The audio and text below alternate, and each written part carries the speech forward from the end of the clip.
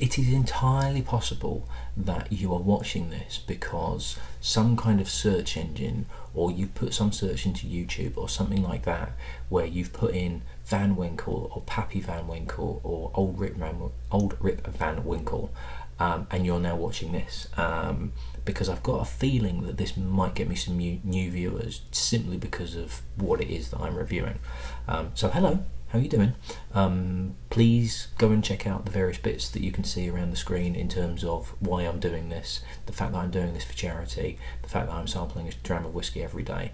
So please stick around and watch all the others that I've done and watch all the rest to get me up to 366. Anyway, if you're one of my regular viewers, you're probably wondering why it is that I might think I'm getting some extra viewers. And it's basically because for a multitude of reasons, at this point in time, mid-2016, Van Winkle bourbon of any sort, but particularly Pappy Van Winkle, is just the thing to have. It's the statement. You've got to get a bottle of this, and you're going to be paying bucket loads for it as well. It's made at Buffalo Trace, so having just had the Blantons yesterday, we actually got, like, you know, let's see what another Buffalo Trace is like, because this is where they're making it. Now, Van Winkle itself, there's actually Old Rip Van Winkle, which is the name of the company. There's Pappy Van Winkle, and there's also Van Winkle, which is what I'm going to try. It's named after a guy called Julian Pappy Van Winkle Sr., who in 1893 started working as a salesman for the W.L. Weller distillery. And about 15 years after he'd started, with a colleague of his, they actually bought the distillery, and then shortly after that bought another distillery called the Stitzel Distillery. Now, during Prohibition there was a lot of issues with it. Part of it closed down. They were actually tasked with making spirits for medicinal purposes rather than for whiskey and alcohol and drinking. And in 1931 they basically reopened what was called the Stitzel Weller Distillery. And although post-Prohibition it was struggling, these guys managed to get quite a good reputation. But in 1991, the distillery closed down, but it was already being really highly regarded. It won several awards. A lot of people were after it, and essentially, as stocks were dwindling from the Stitzel Weller distillery that were left over, they had a few other brands, like Rebel Yell was one of them, and I can't remember what some of the others were, but they basically had like 5 or 6 brands of bourbon they were releasing from this Stitzel Weller distillery. And when it closed down, when everything kind of fell apart and the distillery closed down, it was Van Winkle the Third. I think it was even Julian Van Winkle III, sort of the grandson, retained the rights for the Van Winkle name. So there is a company called Old Rip Van Winkle, and they were using old Stitzel Weller stock until essentially they were starting to completely run out of it, and they didn't have any of it. Now what they do is they actually they release some quite old bourbons. This is old age for bourbon, so we're looking at 20 years old, sort of 15-20 years, which you tend not to get with bourbon, simply because, particularly in Kentucky, where these guys are from, you're finding the heat and the humidity is you're losing a lot of evaporation through the cask, a lot. So while it ages particularly well because the heat is bringing it in and out of the wood in the cask and it's interacting a lot more, you lose too much, and after a certain point you're actually either over maturing it and you're losing a lot of the flavours, or you're simply losing too much out of the cask, that you've got to put the prices are just going up and up and up because you put all this work in and there's less damn spirit in the barrel itself. So Buffalo Trace basically took over. They took over the supply of it. They are making whiskey for the Van Winkle brand. Little bit of a kind of like in some die-hard fans were kind of like, well, it's not going to be the same, it's not Stitzel Weller, it's going to be Buffalo Trace, it's made differently, it's not going to be made the same, it's not going to taste the same. Or it's one of those where, like, the die-hard knobs, basically, the people that are up their own backsides are just like, well, it's just never the same. People that don't like change, and people that, you know, the hipsters, they're kind of like, well, I've been drinking it for years and I pay this and they're going to do it differently, and it's like anything that changes, people weren't happy with it. Right, basically, old Rip Van Winkle, if you find it on a shelf, that is a 10-year-old. There is the Van Winkle, which I've got from John Pitts, and the bottle looks like this for the 12-year-old. They do the 12-year-old bourbon, they also do a 13-year-old rye, so that's the Van Winkle just on its own. You've then got the Pappy Van Winkle, which is a 15, a 20 and a 23-year-old, and essentially what's happened is Buffalo Trace are making this in limited releases, and it's kind of a marketing thing, and they know that people want this, and there's been a lot of word out recently that there isn't that much stocks, if any, of this year's release of Pappy Van Winkle. So all of a sudden, what was becoming popular, what was becoming premium, what was becoming collectible is even more so. And you're talking 4 figures a bottle here, you know, $2,000, $3,000 for one bottle. So I'm kind of lucky to have this. So John, thank you very much.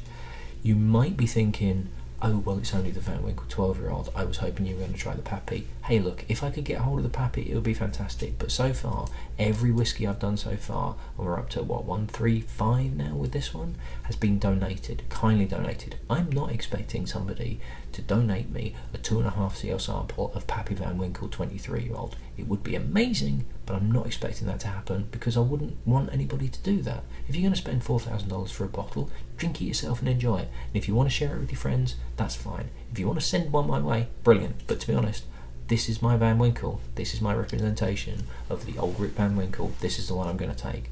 So unless you want to send me one for when I finish the challenge as a celebration, great, but I'm not asking you to. So I'm lucky to have this. In terms of price, this particular one, which is the 12-year-old Van Winkle, Master of Malt had it. The only place I found it in the UK was Master of Malt selling it online. It was actually out of stock. Apparently it was from a private collection and they were selling it for 425 quid a bottle. So John, I've no idea where you've got this Van Winkle from, but I am very, very honoured to be able to try it, because this is up there with the most expensive whiskies that I've tried, like the Milburn. Now this is the thing, the most expensive whiskies that I've tried so far during this challenge were the Milburn, the Ladybank.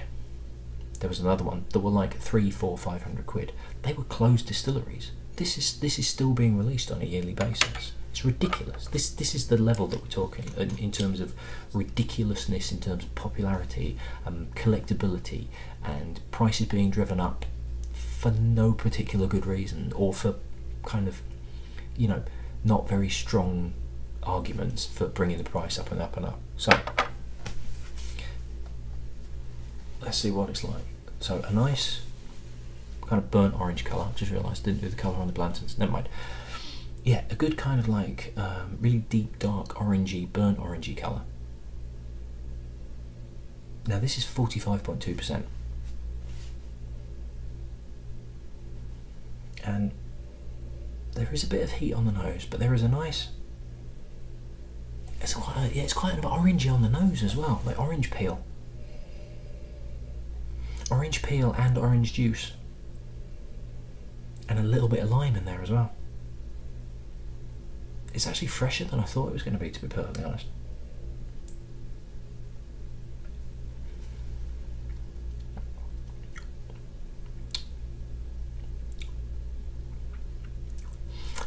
Now I've just tried Blantons, which I had yesterday, and that was 46.5%. This actually tastes slightly hotter in terms of an alcoholic burn than, and it's a percentage less. It's a little bit more fiery.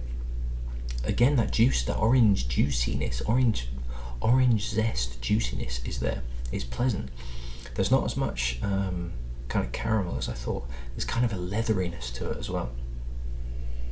Now don't get me wrong, 12-year-old is pretty old for a bourbon, you know, considering the amount of Scotch that I've done and still have to do, and Scotch can age like 30, 40 years. Bourbon anywhere past 20 is very, very rare to get hold of, simply because there's not really any call for it to be aged that long. So this is old for a bourbon, but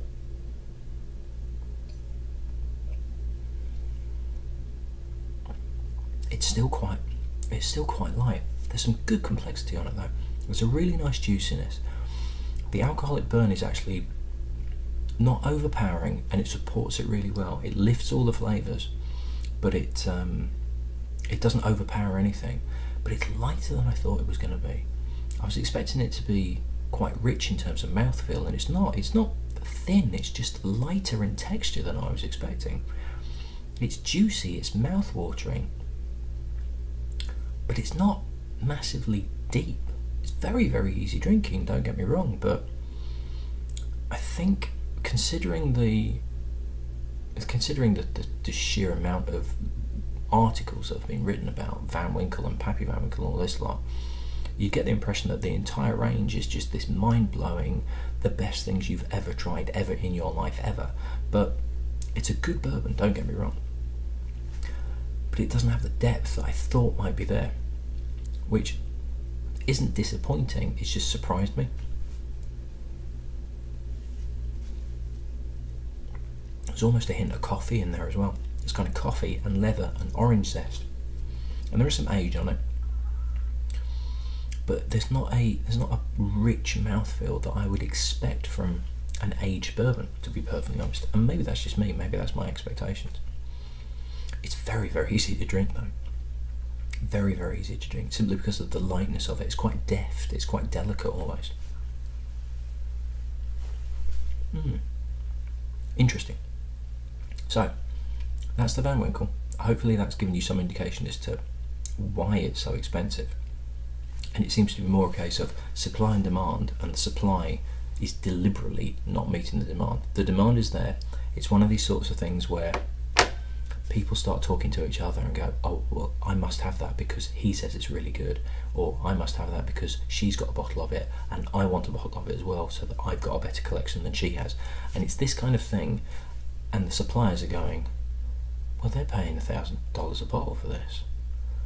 Well, why, if we tell them that we're not actually making that much this year for whatever reason, maybe they'll pay $2,000 a bottle. And it's kind of like it all feeds off each other. It's a bit nonsense, to be perfectly honest, in my view, and I think it's a bit fake. I don't really blame Buffalo Trace and the old Rip Van Winkle company for doing it, because if they can make more money out of the bourbon they're making, why wouldn't you? To be honest, it's the numpties on the auction sites and the forums and everything like that. They're all fighting amongst themselves to try and get these bottles. But yeah, it's good. It's a good bourbon, don't get me wrong. It's very, very good. Is that worth 425 quid a bottle? Not really. Sorry, John. But it is a very, very nice bourbon indeed. Right, I should do a quick rinse out, and then I'm going to do one more before I go to bed. And tomorrow I shall explain just why everything's been a bit screwy in the last few weeks. So I'll see you at the next one. Cheers.